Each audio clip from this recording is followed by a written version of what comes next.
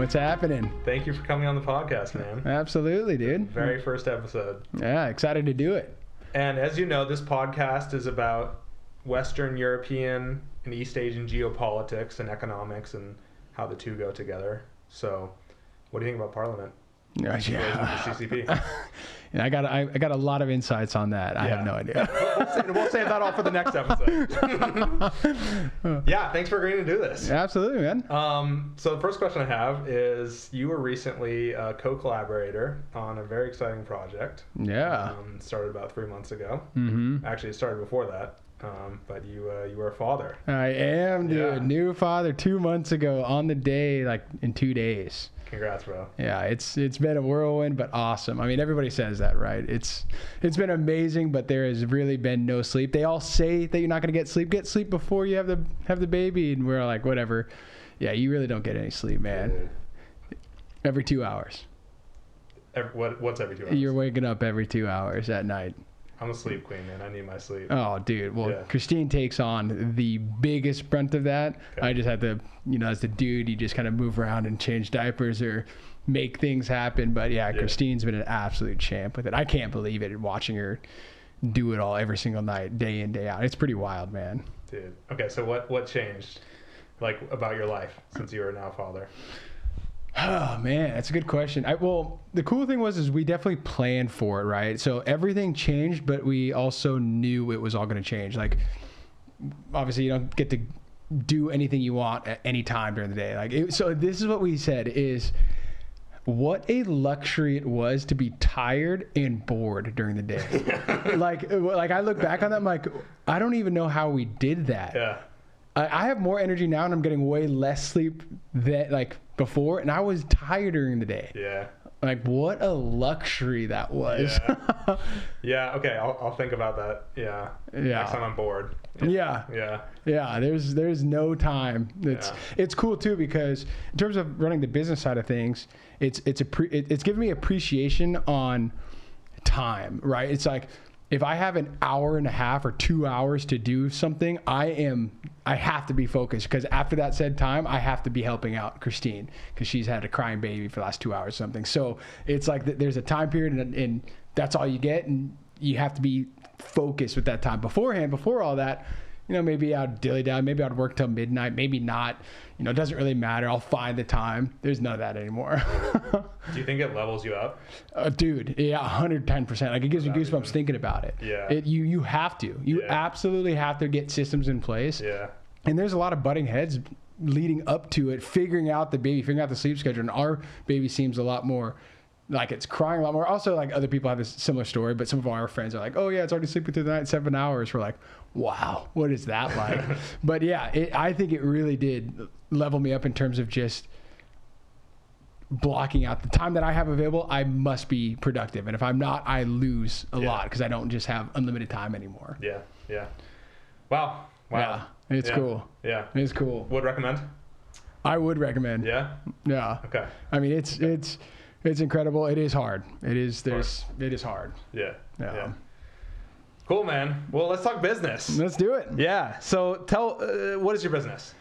So I run Freestyle Production. We are a video production company that does a lot of different industries. So we do a lot of branding, commercial campaigns, marketing campaigns, quarterly campaigns for all kinds of different businesses. One of the bigger accounts that we've been working on for the last year is Microsoft, and it has been incredible working with them, because we're helping understand their products and the services that they're doing, and they are the cutting edge of everything happening right now regarding AI, technology, computer systems, and we get to go in and learn these stories of these teams and share that. So it's pretty incredible. But then another large part of our business is working with real estate agents, and there are so many epic real estate agents that are doing really, really cool projects of work and putting out great product, meaning houses, to the market. And it's an absolute blast helping them showcase the properties that they are selling to the absolute best of their ability, and give the sellers something to be extremely proud of, as they're selling most oftentimes the biggest investments of their lives. So we get to be basically a part of a team with these real estate agents and create these awesome marketing pieces for them.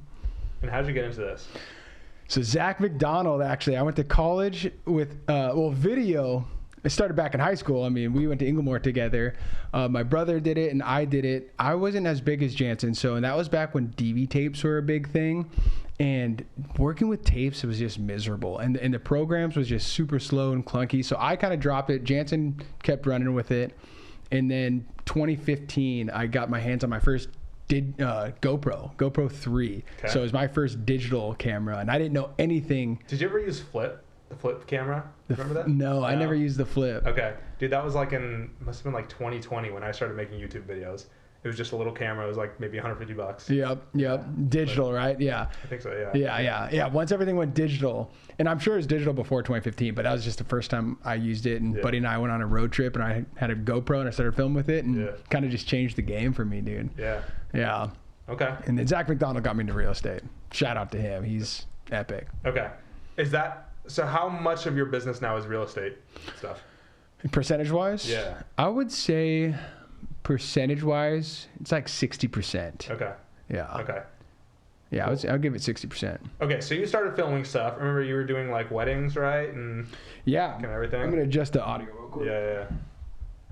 So you were doing weddings, and then when you hired your first. What was your first hire? So we've actually never hired. I'm my first actual hire. So we transitioned from sole proprietor or whatnot. We transitioned into an S corp back in 2020, which then you have to have somebody under hire. So then I hired myself as a W-2. And then from there, we've actually never hired anybody else. We've only done part-time and full-time contracts. And so right now we have 3 full-time, 2 part-time. Okay. Yeah. Cool. Yeah. Cool. Well, how's business? Business is going good, man. It's wild. I mean, now, so I've been doing it for 10 years now, and it's crazy to see it just go up and down. And I like both cycles. When it's up and we're just crazy busy, it's awesome. Oh, you like both cycles? I like both. When it's down? Well, so here's why. Is now, financially speaking, the money's not coming in as fast, and that's always like, you always stress out. You got to downsize. You have to, let go of contracts, whatever. Yeah. But when it's obviously up, it's epic, and you're so busy all the time, and it's wild, it's fun, you're making money, but you can't work on the business when you're doing that. Now, that's not to say I couldn't hire myself out to go do all the filming. That right now takes a lot of my time. However, that is also what I love and enjoy doing. And I'm not necessarily looking to just be the guy behind a computer divvying out work. I still love doing this. It expands my knowledge and expertise in the field so that I can go do other bigger projects, like the documentary that we just released. So that's kind of where I'm at right now. So when the cycle is down and it's not as busy, I actually get to work on different processes or different marketing even for myself, or get to do even like this. If it was crazy busy, I might not have the time to even jump into podcasts because we're just moving all the time. Yeah. So I like both sides of it, and you just got to kind of be plan for it. You just have to know what's going to happen and not freak out. And you look at all the major corporations, Amazon's, all that, it happens to them all the time. They grow, they expand, they're doing crazy things, and they shrink down in size. They have to do all the layoffs. We're hearing about it right now. Yeah. So it's just part of it, and you just move and shake with it, figure out how to make it work for you. Yeah. Well, congrats on your success, man. I appreciate that. So we went to high school together. Yeah. Right? You're the drummer in Bad Timing. I played keyboards. Oh, yeah. And you were I would say, my chattest friend. Yeah. My chattest. You know what I mean? What's up, bro? I was okay. I was a music guy, I was okay. And you're I don't know, Mr. Cool. I don't know, man. I was a dork. Like that, right? No, I was a dork. Yeah, but anyways, I remember at Chris's wedding, dude, you did the best man speech, and you just got on stage and you just own that stage. Yeah, that's true. Yeah. Well, I knew, obviously, we both known Chris since 5th grade for me, 7th grade or before. For me. High school, Yeah. So gotta do that guy well. Yeah. So you and I are both business owners. Yeah. Which is not the most common route, right? Yeah. Well, fill me in. Tell me a little bit about you've been moving and shaking too. Dude, I'm just trying to figure out what to do with my life. Yeah. Yeah. Well, what's the update? Well, we're here right now. I started a podcast. The music thing is, okay. Henderson Academy Music. I feel like it did its job, made me some money, but I don't think it's a good business going forward. Yeah. I don't think the margins are there. I mean, it's music lessons. Right? Yeah. Right? Yeah. So I think it was a good business I started when I was 20. 19. Wow. So I think it was good at that time. Mm-hmm. I remember the first time I got paid from someone that I never met before. Yeah. They just paid online. I was like, oh my God, this is insane. Yeah. Yeah.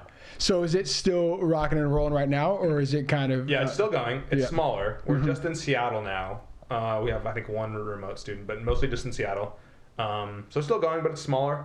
And I'm actually teaching some students these days. Yep. That's good. So yeah, and recently started a online fitness coaching business. Yeah. So no paid clients yet, but I got a bunch of free ones, so that's You do have some free ones going with you? Yeah. I think I reached out to like 40 people, and I have like 12 people who are like, yes, please train me for free, help me. Really? Yeah. That's incredible. Everyone needs fitness advice, not everyone, but and accountability, and it's like the three main parts of life. It's like finance, health, and relationships, right? And that's one. Yeah. So especially after COVID too, I feel like people really gravitate to online services now a lot more than they did previously. Totally. So I feel like it's ripe, and people kind of get of all ages.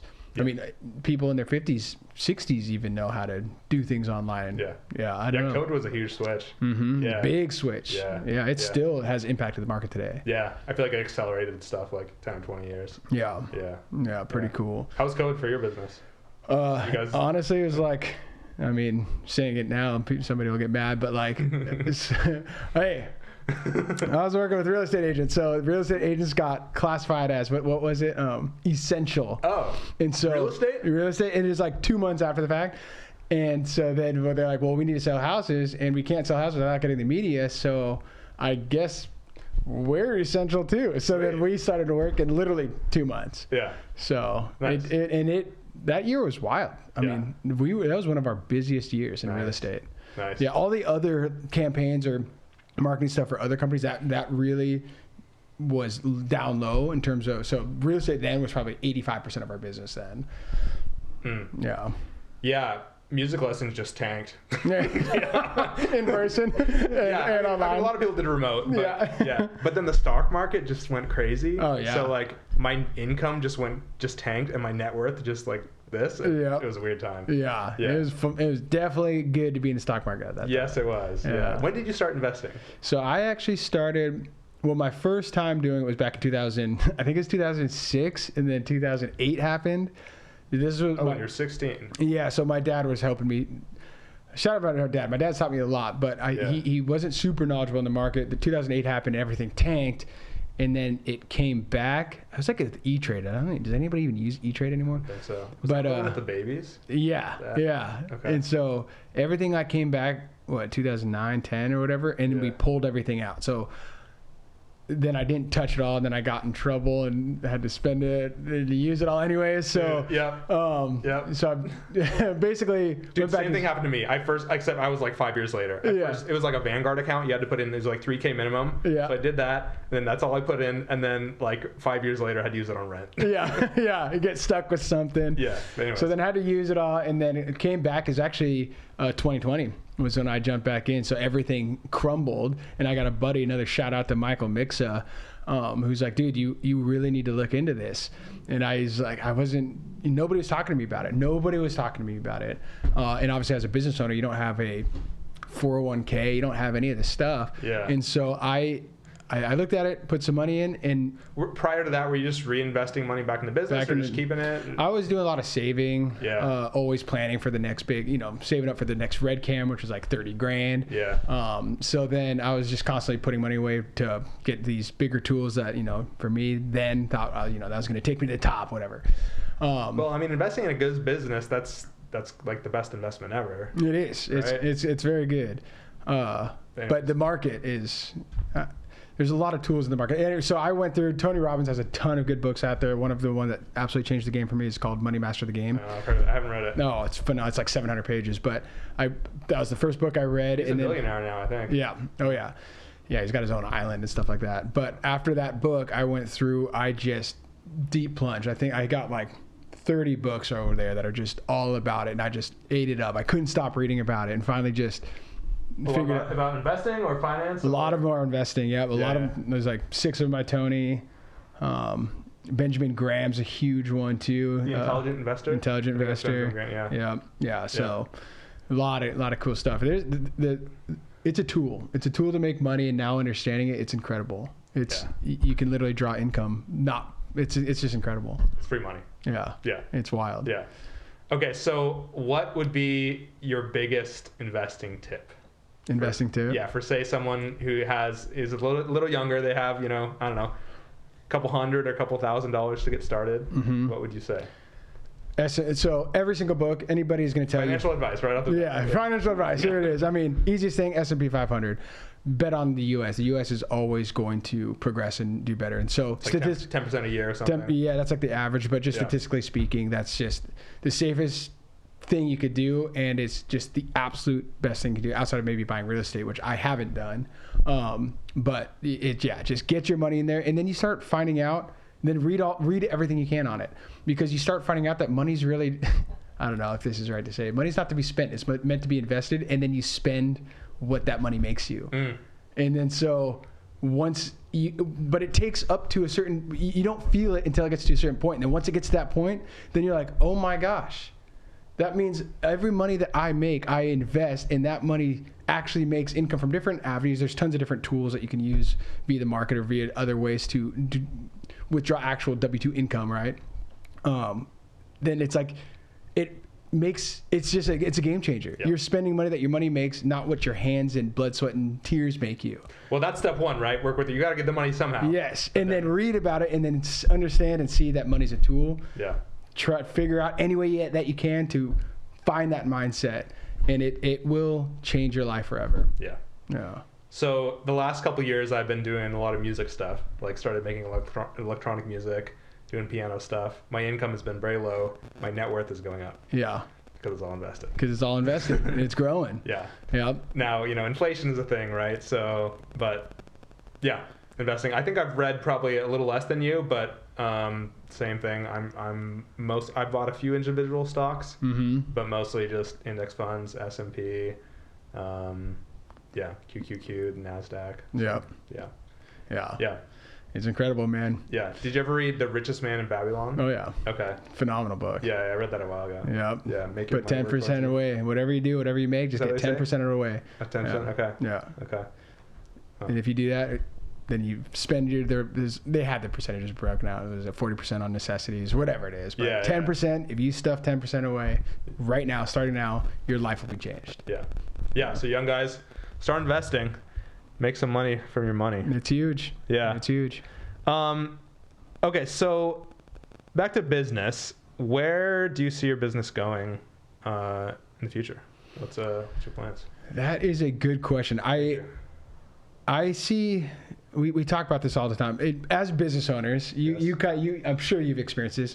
It's almost like a daily practice where you get up and you're like, where the heck am I going today? You can have your vision board, and I don't know, all the gurus online like have this freaking bullseye that they're going after all the time, but the market's always changing, technology's changing, stuff's constantly changing. So it's like figuring out that direction. Maybe this is just me, maybe other people feel it, I don't know. But well, especially now that the world is changing so fast. Oh, it's every 2 years technology doubles or whatever it is. It's like, it's insane. So I don't know. There's a level, and you're always constantly wondering like what industries are going to be around, what's AI going to take over, whatever. So what makes me feel fulfilled, what makes me feel fulfilled this week might not next week, or X, Y, Z. There's all those thoughts that constantly come into play. But I would say what I've been saying for the longest is Hollywood has been on the decline for the last 5 years. It's, I don't know, maybe since social media, maybe the transparency, but I feel like that the movie and the entertainment industry has been kind of in free fall, it feels like. And I feel like YouTube has really taken off, right? And there's, Did you remember when YouTube didn't have ads? Oh, yeah. I remember the first time they started doing ads, I was like, people are going to be mad about this. Mm-hmm. That was like, 10, 15 years ago? Well, you go and look at all kids now, they're not watching TV, they're watching YouTube. Yeah. You go and ask kids what they want to do, they want to be a YouTube star. Nobody says movie star or TV star. Yeah. So what we are right now as Freestyle Production, we're an independent video production. We've done a film. We have a legitimate feature film that's in the film festival circuit right now. and that was just me, Dennis Kazinko, and Nick Joyce that made that with our producers from Recovery Beyond that helped with it.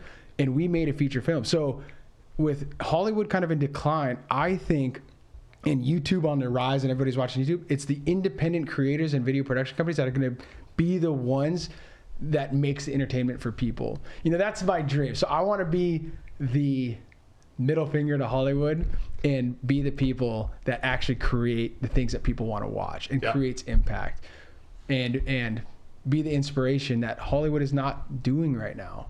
And maybe they'll change. Maybe they'll turn it over. But no, I think it's going to continue to be this way. Just like the media, like mainstream media. Like, does anybody under like 50 watch mainstream media? Yeah, maybe a little you can't trust it, right? Yeah, I don't know. And that can go into AI topic too. Yeah. I have questions about AI, don't worry. Yeah. We'll get there. So anyway, I see freestyle really just rocking and rolling, doing some really big projects. I see our business growing, and what I constantly think of is I want freestyle to be a platform where we get to work with so many different creatives, and many of us have our own businesses, but not everybody's getting the jobs that we all get to work on. And so building freestyle to be that for everybody to get other jobs from and to be able to work on and collaborate and make really great work from, and then hopefully take on other videographers that are trying to build their brand, but need more work. The more work we pull in, the more work that we can help other people do and other people achieve, and learn the craft, because it's a never-ending learning craft, which is why I love it so much too. Yeah, back to the Hollywood thing. I feel like history is like, and with more technology, it's just things keep getting democratized, right? Like back in the day, well, yeah, like Hollywood, you could only make a movie in, you know, certain places, right? And now anyone can make a movie. Yep. Like same thing with music, right? You don't even have to play an instrument now to play music. Yeah. Like, like my buddy makes electronic music. He barely knows how music works. Yeah. Right. But you know, he makes cool stuff. So So more, just like creativity is being almost anyone can do it now with all these tools.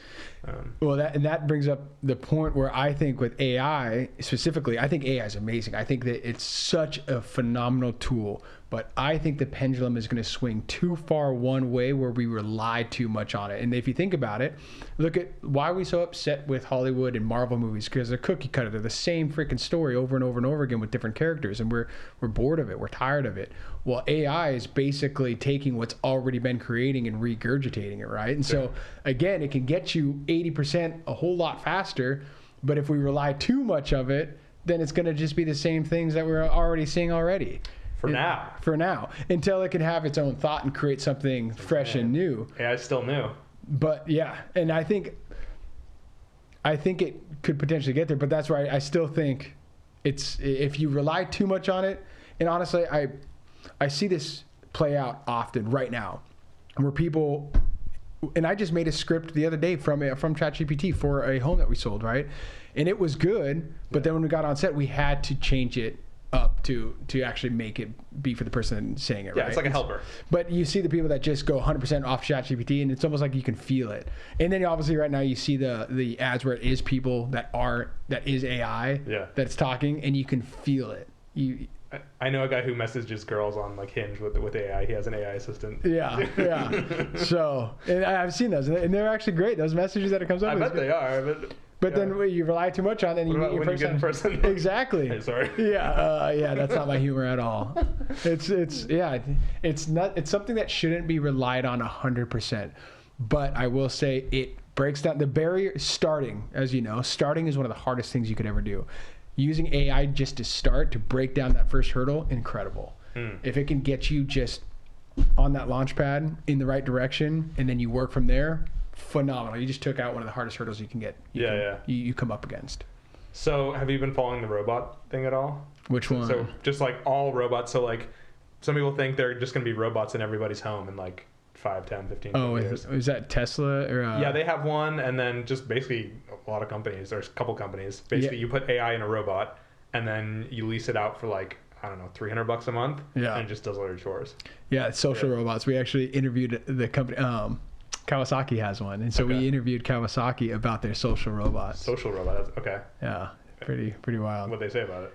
Yeah, that's what they're looking to create. So, like a social assistant robot that's in the house that can do, certain easy tasks or whatever. Yeah. Some people think I'm a robot. Yeah, man, you might be, dude. Yeah. You look like one. You're freaking jacked. What does that mean? You look like one. You look like a freaking Terminator, bro. Yeah. Anyways, okay. Do you think AI could destroy humanity? I don't know. Have you thought about this? In what ways? Well, there are a couple different ways. Like There's the Terminator way, or yeah, or there's like you know, a bad actor has a really powerful AI, or like AI. There's like this thing called the paperclip problem, where basically, theoretical thing, you tell an AI to make as many paperclips as possible, so it turns all the atoms in the universe, including humans, into paperclips. why? Well, because that was its goal, to make as many paperclips as possible. Yeah. This is an absurd thought experiment, right? But that's like one of the things how people think that AI could go wrong. So like if it had control of the machinery to make it all. Yeah, exactly. But that's where, I guess, in my knowledge base on it, it's, does it have control? Can it actually do that? Not now. Right? Yeah. Yeah, it's just inside your phone or whatever. Yeah. Yeah. I don't know. I'm more of an optimist. I think certainly there are some doomsday scenarios, but Yeah, because as I know right now, AI is basically gleaning. All it is like it can read through thousands and millions of data points in seconds. So it's the computing behind it, which is really incredible. yeah. But everything has to be in existence in order for it to like make decisions and go and do something. Right now, even in the AI robots, it's all programmed in terms of like the 3D space. It must be programmed to operate in this boundary. So in terms of, and then with like ChatGPT, it's a learning and all that. Yeah. Yeah, I don't know. I think the future is going to be wild. Yeah. Yeah. And have you heard any of these song creation websites? Maybe not. Oh yeah. Yeah, like Suno, Udemy, I think, or no, whatever. Yeah, Suno and something else. Mm-hmm. Insane. You just like enter in a prompt, like make me a pop song about space. 7 seconds later, just spits out like a cookie cutter song, but like it's not that bad. Yeah. Oh yeah. So I just watched this one where this guy was doing sound effects for a film, and he plays a scene, and he literally sits there and goes, creates a prompt to do something with that sound to create like a blood curdling slash or something. Yeah. And it, from his, creates this epic sound effect. Yeah. And it's like, oh my gosh. Yeah. Yeah. So me as the musician, that's the part where it's cool that this is getting democratized, right? But it's now it's like, oh, well, this skill I had before of knowing how to create melodies, knowing which melody goes with which chord, now anybody can just press a button and make a song. Like, Mm-hmm. But that's just, my bias as a musician. So. But then don't you think then that that's where if the AI creating a song, it, like we were saying, it's good, it creates good music, but it's not phenomenal. It's not great. It's not something I'm going to remember in 10 years. Not yet. Not yet. Yeah. Yeah. I'm like, where is this going to be in 10 or 20 years? Mm-hmm. Yeah. But wouldn't it take somebody that has to, whether it's prompt, I mean, I feel like it's prompt engineering to a degree, right? It's like if AI spits something back to you, you have to have the wherewithal, the knowledge to then enter in a certain prompt to make it great. If you don't even have that understanding, then how are you going to create the prompt to create the AI to create it? My thought is that like if this is where it's at now, like think of the first cars, right? Model Ts going like, I don't know, 15 miles an hour, super dirty. And then, 50 years later, cars are more advanced. So I'm thinking like, where is AI going to be in the future? Yeah. Yeah. So I'm just curious to see if like, because the problem even with all the creation stuff right now is even like video clips, you can make a video clip of two people walking down the street, right? What if those people look like somebody? You don't have, in the video space, you have to have rights to use things, right? So my curiosity is like, how much, like Coldplay, that when they sued Joe Satriani back in the day because their song kind of sounded like that. Yeah. How are they going to navigate all of this copyright stuff? Copyright. Dude, they can use my face and body. Yeah. I'll have a bunch of little me's walking around. Right. Yeah. I'm curious to know how this copyright stuff's going to play out, because it is big, and if somebody looks 99% like something that an AI spits out right now, I think Sora is saying that they will cover all the costs. I'd have to look that up. Or cover whatever. Yeah. But yeah, I'm just curious to see if what that's going to be like, if that's going to put a cap on it or not. So has AI and like all this new stuff changed your business trajectory in a big way, or is it more just kind of tools that you're using? Like, here's my thought is, has it changed it? No, it hasn't right now. Should it? Maybe it ought to. But it's like painters, right? Painters are still out there making paintings, doing crazy business. I got a cousin that's doing crazy business painting. Painting is what, from the way long time ago, right? Yeah. It's like a skill, it's a craft. I think making movies, creating video will be a craft that will be forever. But I do think AI will come in and take up a large chunk of, just like what photography and pictures did for painters, right? But but there'll still be a need for it. And so I haven't taken just I don't want to be a prompt engineer. I don't want to just sit back. There's been we use AI in terms of like voiceover, sorry, voiceover artists, but we've definitely used AI voiceovers. We've used it for some B-roll, some like clips that we've needed that help fulfill a story. Like that's all great. So we've utilized those tools, but creating like a full video from zero to hero using AI, A, I don't have interest in that, and B, no, we haven't. I'm gonna replace you with an AI. Yeah. You wouldn't give me some mean stares. Yeah. AI wouldn't do that, man. Yeah, it'd just be all smiles, dude. That'd be kind of weird too. Yeah. Have you seen the movie Smile? It's epic. Yeah. I've seen like 4 movies. Oh, dude. Yeah. I go to movies by myself. 2 of them were Borat. Yeah, dude, Borat's phenomenal. Yeah. Anyways. Yeah. Cool. All right. Well, that's AI stuff. Back to business. So, did you always want to be a business owner? Or did you kind of fall into it, or like tell me about that? Let's just say I think I've been fired from every job I've ever had. Bro. Right, dude? I feel like if somebody's getting fired multiple times, they probably need to go start their own thing. I don't know what it is. It's just like, yeah. So I was bartending. I did bartended, multiple different places once I moved back from California.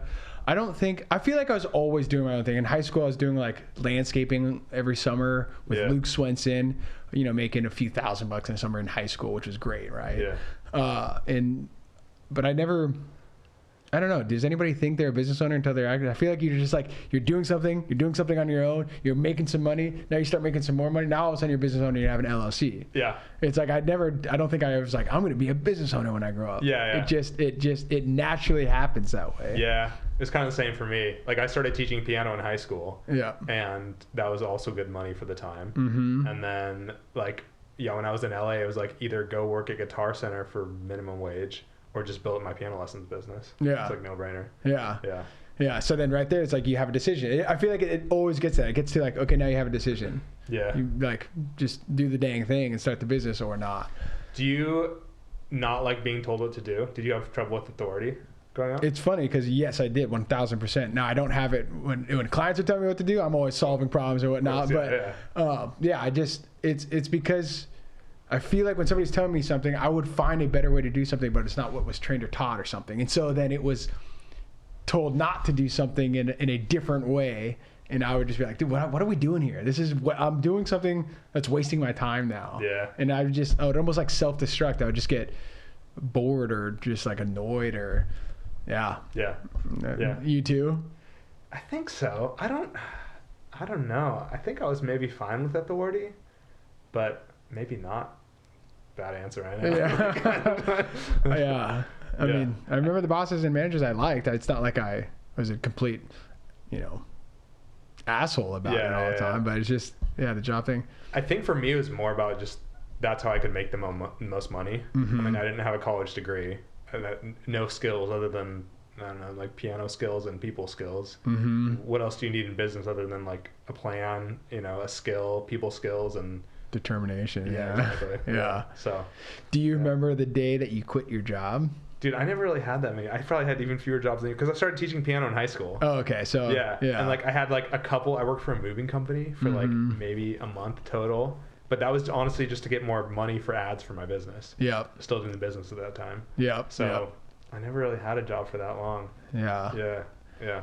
Oh yeah, so. I got it. Well, I got to give my big shout out to David Berg. I was bartending at the time, which I liked working at Inglewood Golf Course. I was bartending the men's lounge. Yeah, it was fun. It was like low hours, like 6 hours a day or something, like 4 days a week or something like that. But I just remember the day David's like, dude, it's time to quit, man. Like, it's time to do your video business full time. How old were you? That was, man, I would have to look. I don't know. You're like 24, 25? So I must have moved back at 2015, starting the video stuff. It was probably 2016, 2017. Yeah. Okay. And then maybe 2016. And yeah, he just, because we were working on a project together, and he's like, dude, it's time, man. You're putting too much time there. And if it weren't for him, I don't know if I would have done it. So someone had to tell me, because I liked the money too, right? And it was not a lot of money, but it was just something. Yeah. I remember getting a $400 bonus check for Christmas or something. I'm like, this is incredible. Yeah. But yeah. So So for younger guys listening, do you think everyone should be a business owner? Do you think some people should? Like, what do you think? It's a tough question. I asked David Berg this actually recently, and no, not everybody should be a business owner. Yeah. But if there's a drive in you to, that, not that you have a problem with authority, but you have a problem with authority, something like that, or like you want to try something, you have to just go and try it, go and do it. And then if working a job to go and do that thing, to provide the income to go do that thing, then make it happen until you can give up your job. But giving up your job will forever be one of the scariest things you can ever do. It's like that security of a paycheck. It is very much a security. And I remember being very nervous about putting in my 2 weeks. Interesting. Mm-hmm. Yeah, again, I didn't have that. I was just, business from day one. Yeah. But yeah, and obviously with business, there's a bigger delta. Like, if you fail, you're just going to, not to scare anyone, but like, you can fail and then succeed, but like a lot of businesses fail, right? Mm-hmm. Right. But then also your ceiling is basically infinite, Mm-hmm. right? The things that you learn from starting a business, you will never learn outside of doing that. There's not enough books that you could read that will teach you the things that you will learn by starting, whether you succeed or fail. And actually, honestly, you probably learn a lot more if you fail the first one. I've had businesses that completely failed. And you will grow as a human being and become a better person starting that business and going after it. And I also believe if I were to be on my deathbed and I never tried that thing and I thought, I think about like dying, right? If I'm on my deathbed, what am I going to regret? And I try to go and do those things that I feel like I would regret if I don't do them. Just try. Just try. If you have that in you, go do it. If you don't have it in you and someone's just telling you to go start a business, don't do it. No. Because you'll hate it. Yeah. You have to have that drive and that desire. And it's not a problem if you don't have it. You could be an epic employee or an epic manager, an epic boss, whatever it is. But yeah, if you have that in there, just try it. Yeah. Whatever it takes, go and do it. Yeah. Yeah. My dad was a business owner too. He's retired now, but yeah, and me, I mean, it's not even like I'm like rich. I'm just like, I don't know. I feel like I would have done fine at a job as well. Yep. Right. So, but yeah. Yeah. Yeah. You've always been in shape. Ish. I've had a fast metabolism. We'll say that. Yeah. Yeah, that's obviously something I'm interested in. Yeah. I saw a pull-up bar out there. What do you do to stay in shape? Anything, or just eat healthy? Christine was a workout. She loves working out. Like that's her deal. Yeah. I donate to LA Fitness every month. So I try. I do sports. I played soccer for a long time. And now I'm doing paintball. Oh, nice. So with working out, I feel like we eat well. I do have a fast metabolism, so I do have to give credit to that. Yeah. And then obviously filming. You're running and gunning and carrying heavy stuff often. Yeah. So I get my steps in every single day. Let's just say that. Yeah. But I'm not in the gym. I would love to be. I need to be more flexible. You have to be strong and flexible for doing camera operating stuff because you're constantly tweaking your back if you're not. Yeah. So I need to get better at it 100%. I need Brent Henderson. Have you considered Henderson? I need Brent Henderson. Yeah. The next 4 months. Yeah. Or 4 weeks. 4 weeks. Oh, you might have another one because. I just got to figure out the time. I just don't know what it looks like. Actually, that's an interesting question. What can I expect if I were to start this program? I understand it. I get the philosophy behind it.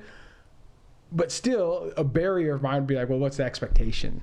Yeah. Well, you have to work out. You have to be in the gym 7 days a week. You have to track every single bite you eat. No, it's like, I'm out.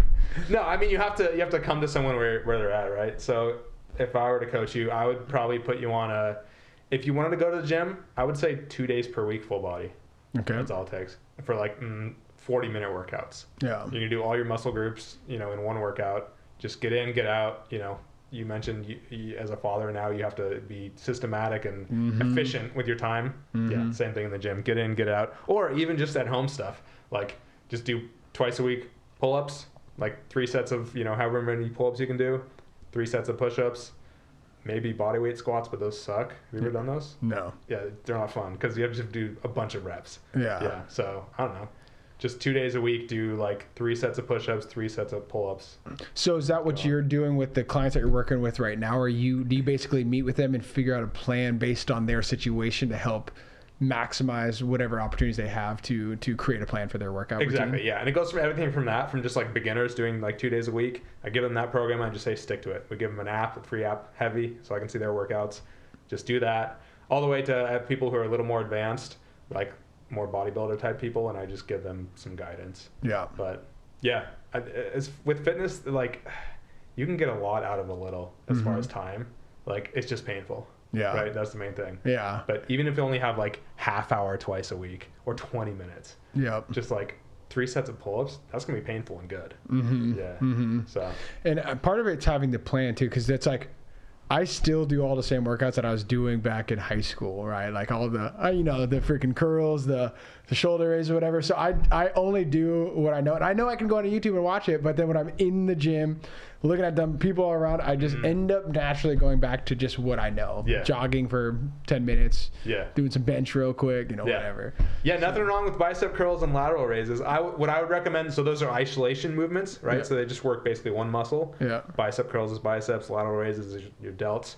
So I would recommend some compound movements that hit 2 muscles in one movement. So like bench press, hitting your chest and your tris, pull-ups, hitting your back and your biceps.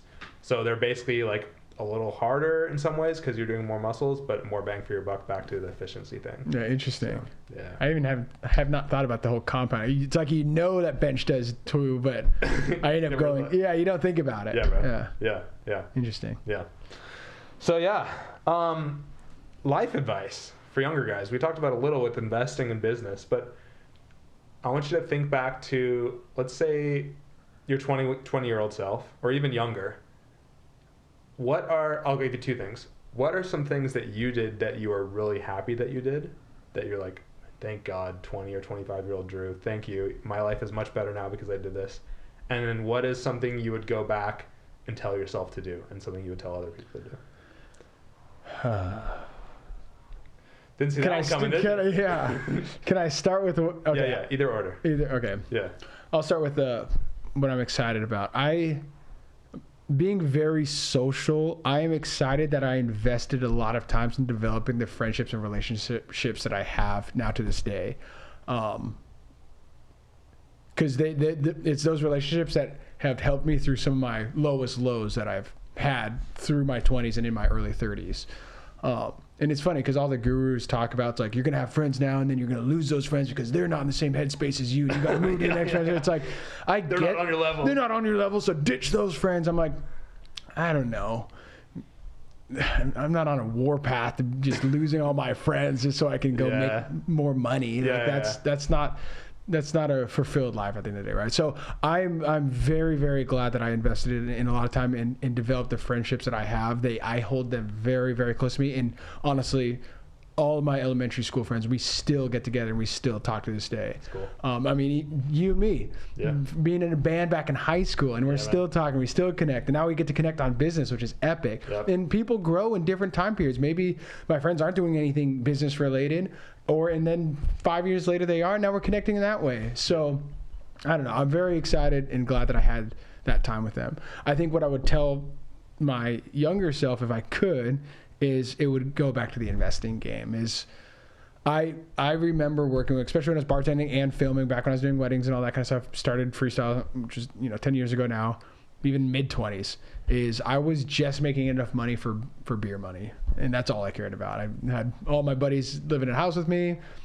I wanted to be at the bars every weekend or whatever, or just, doing trips, which was also very fun, very, very much so recommend that. But that's all I cared about. I had no idea what money was actually supposed to be used for. And I wish I could have shared that with myself, not to take away from going out and doing those things, but just to understand the tool that the value of money is. And I just can't believe nobody once shared it with me. Yeah, I always thought they should have taught us investing in high school. Like, just understanding money. But I don't think people know. Yeah, and it's really not complicated. It's right? not. Like, you read all these books. I read a couple books, and still I just invested in the S&P. Yeah. And like Vanguard index funds. Yeah. And a couple, single stocks. Mm-hmm. But really just, put your money in an index fund. Yeah. Get your 10% every year. Mm-hmm. Yeah. It's absolutely incredible. I mean, off topic, which I would love to discuss with you. I would love to discuss the advanced. Like, there's these different tools that are just like, it is just such a hook line, but it feels illegal to know about. And then you start ones. Okay, what well, tools? I'm putting this on so that we can potentially edit this out, because this is stuff that should not be getting out. Okay. And I can talk to you about it so you can listen to it. Have you ever heard of selling contracts? Wait, I don't know if I want to do something that has to be edited out. Okay. Maybe we'll talk about it after camera. Okay, but you might have to edit that part out then. No, it's cool. Okay. We're rolling through. Yeah. All right, secrets afterwards. Okay, you guys can DM us if you want the secrets. Yeah. Yeah. Okay, we can talk about that after. But I've already kind of mentioned it, but and it's not a secret. Many people know about it. Hedge funds use it all the times. I mean, the people, you have to do your own investing. Most people put their money investing in retirement savings or whatever to somebody else to do. If you manage it and you take control of it, then all of a sudden you start finding out how it's actually used, which if I were to give my retirement money to somebody else to go and operate and do things, they actually get to use it. I don't. They get to use it until I'm 65 or whatever, until I get my money back. Yeah. They get to use all of the value of the money that's there for all those years. But if you take control of it, you get to do that, and that's where the game's changed. And it's not, like you said, it's not complicated. Okay, another secret that should be illegal, but it's not? Huh. You heard of crypto? Of course I heard of crypto. Have you heard of Brent coin? Oh my gosh, did you create a coin? I launched a new coin. Did you really? Brent coin. Let's get it. Yeah. Pump it down. No, there's no dump. We're just pumping it up to the moon, baby. Do you really? No. No. Oh, so is this a new Haley Welch story here? A what? Haley Welch. What is that? Oh, dude. Tell me.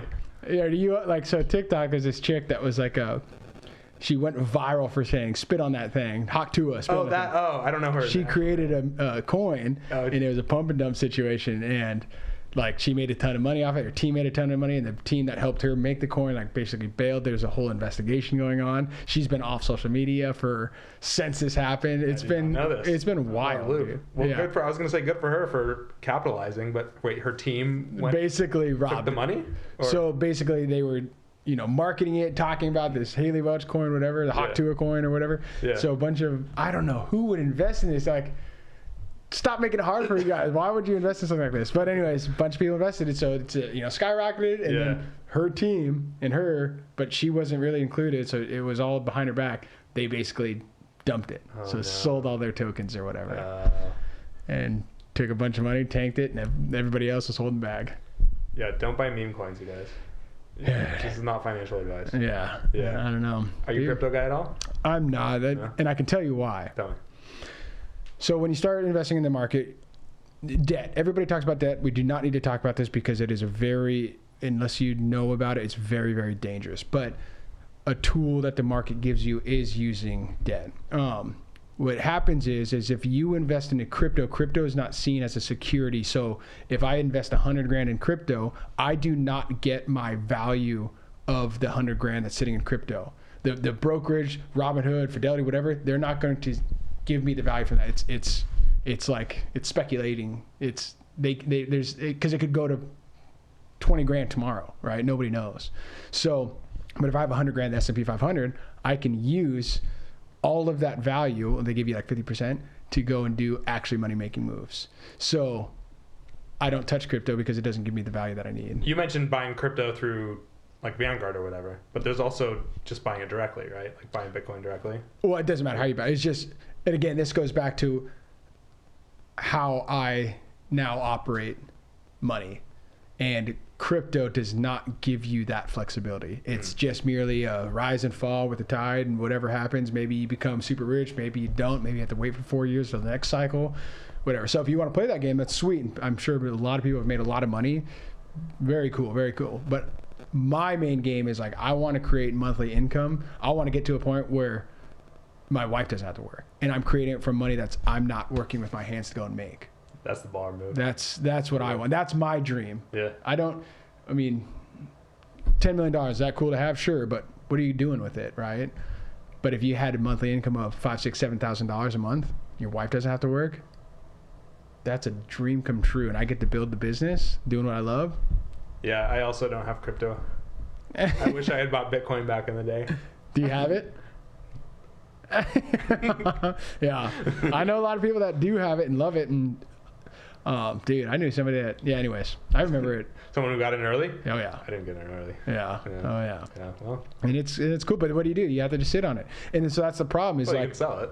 sure, but no, you don't, right? Everyone thinks it's going to 120,000, Total. right? So then it sinks down to 40,000. You have to sit on it for another 4 years. And so that whole time, it's doing nothing for you. It's just rising up and down. And sure, are you super happy when it's at 120,000? Are you super upset when it's at 40,000? Yes. And does it add to your net worth? Yes. But you can't use it unless you sell it. All right, this is good. We got some controversial stuff here. Yeah. Controversy sells. Yeah. Tell me some more controversial takes. That's all I got. Let's get canceled, man. Yeah, let's get canceled on the first one. I know you're trying to be all professional here, but I'm trying to get, I don't know, controversy. You want controversy? Yeah, man. Yeah. You're gonna Fight me or something. I'm trying to get views, man. Dude, I don't know. All right. Yeah. All right. All right. Next question. That's all the questions I have. Yeah. I don't know. Well, tell me the goals. You kind of briefly mentioned to me goals on this podcast. What is it that you want to see from this? What makes you excited to take the time? And you literally had to drive out here and do this. What makes you excited about this opportunity, making this podcast for self-brand or the businesses moving forward? I want to have interesting conversations with interesting people that people are interested in. Yeah. Yeah, and people want to listen to. Interesting. Yeah. Nice. I think a lot of people have podcasts, right? Mm-hmm. Like, do you listen to any podcasts? All the time. Or audiobooks? Every day. Yeah. I mean, and it's such a good medium. Like, you can just do it while you're doing something else. Yeah. Right? Like, I listen to podcasts while I sleep, and I learn 10 times faster than everyone else because I consumed an 8-hour podcast last night while I was asleep. Yeah. Yeah. Yeah. True. Yeah. Yeah. I don't remember any of it because I was asleep. I remember people. Okay, I remember. What is it? They would say that in college, like listen back on thing. I mean, I college, I sucked that anyways. Wait, like when you're asleep? Yeah, it's like No, dude, I'm trying to sleep when I'm asleep. That's what I'm saying, dude. I'm not trying to. Yeah. I don't know. We're trying to play like freaking orchestra music for this kid while he sleeps because supposedly that does something for their development. That is not true. Is it not true? Yeah, Dude, I've been doing it though. I remember hearing that. And I'm like, this kid's looking to freaking all the most intense orchestra music. It's total BS, man. Is it really? Look it up. The Mozart effect. My mom did it to me too. Oh my gosh, that's so funny. It's not a bad effect. Yeah. Yeah. That's hilarious. So they're not musically inclined. But look at you. You're all about music. Yeah. Are you sure it didn't work? we can fact check this afterwards, but I'm pretty sure. The dude that has a music business is telling me it didn't work for him. Okay. ChatGPT right now. Mozart effect. Is it BS? Is it BS? I don't there's no reason like Mozart is like more complicated than like, I mean, it's complicated, but like I thought always what I remember hearing was like it just develops the brain in a certain way. It's like, what were they saying? It's because your brain is, if you're listening to it while you're sleeping, your brain is constantly trying to pick out the instruments or whatever it's doing. Like it's working. Yeah. Like your brain is working or making connections, like synapses connections or whatever. Yeah. And so that's the whole purpose of it. Whether or not it's just developing those connections. And is that positive or negative? And in my mind, it would be positive, so let's freaking do it. Yeah. So it's Sum 41 and Mozart. I'm over here ruining your parenting. Yeah. I mean, whatever. It's a crapshoot raising a kid, anyways. Yeah, exactly. But I don't know. I like some orchestral music, so like, Yeah. you probably haven't listened to it as much as I have. No. But, yeah. No. But but my parents didn't do it to me, but What else can I ruin for you guys? I don't know. Well, it's not even ruined yet. I still believe it. Well, ChatGPT says, so if you enjoy Mozart, great, but it won't magically make you a genius. Oh, this is just talking about listening to it in general, not. Oh, but I mean, well, did you guys do this when she was pregnant with your son?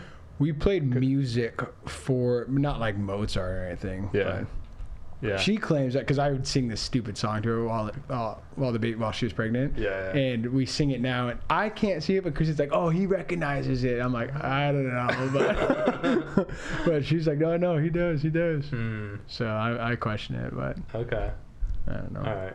What are you feeding the kid? Breast milk all day long, dude. Oh yeah, that's how it works, huh? Yeah, for like, Okay.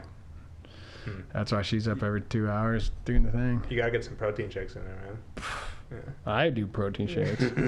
She was doing protein shakes, and he got super gassy, so we stopped those. Yeah. Figuring out. Do you like protein bars? No, I like shakes. Yeah. Yeah. Nice. I like real food. Yeah, me Yeah, too. yeah. Steaks. Yeah. Steaks? Oh, yeah. Yeah. Yeah. You getting steaks later tonight? We'll see. Probably a burger. You Okay. gonna come? Maybe. Let's go say hi. Yeah, I sure. got like 45 minutes, so I gotta make Yeah. it hi and bye. Yeah. Cool, man. Well, I think we're wrapping it up here. Yeah. Anything else? Well, dude, I just want to.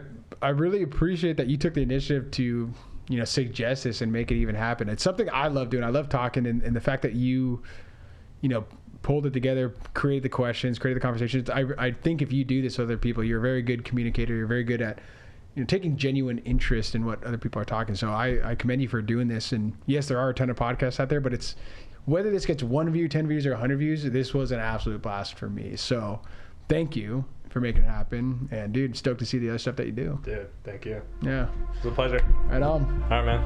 Cool. Yep.